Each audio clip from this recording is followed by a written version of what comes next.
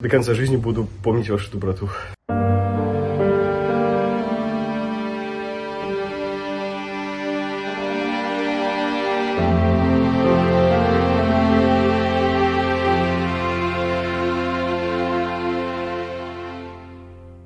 Были и люди, которые поступили с больницы с переохлаждением, они там находились, получается. Также сотрудники полиции нам привезли избитых ребят и тех, кого обокрали, к сожалению. Всем им оказана необходимая помощь. Кто-то обустроен, кому-то мы нашли работу, ну и кто-то ехал транзитом. Мы их отправили в другие города, к родным, близким, к друзьям.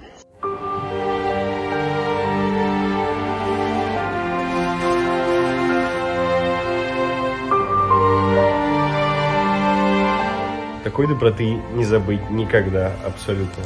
Поэтому до конца жизни буду помнить вашу доброту. Встретили с таким большим радушием, которого не увидишь у нас в России, и столько теплоты и такой энергии вообще нигде не видели.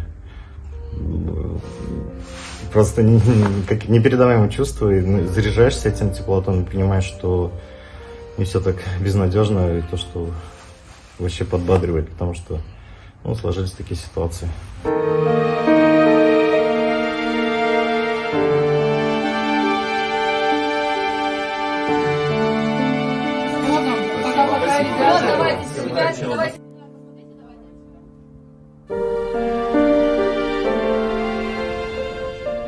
Қол ұшын беру дұрыс, бірақ еркелетпеу керек. Оларға жаңағы жұмыс береміз дейді. Сосын тұрып қалуы мүмкін. Өзіміздің жастар жұмыс жүр ғой көпшілігі. Еркелетпеу керек, бір уақытын белгілеу керек, қанша естерін жинасын, елі дұрыстала ма, дұрысталмай ма, шығару керек. Мен оларды кіргізер едім үйіме, бесплатно.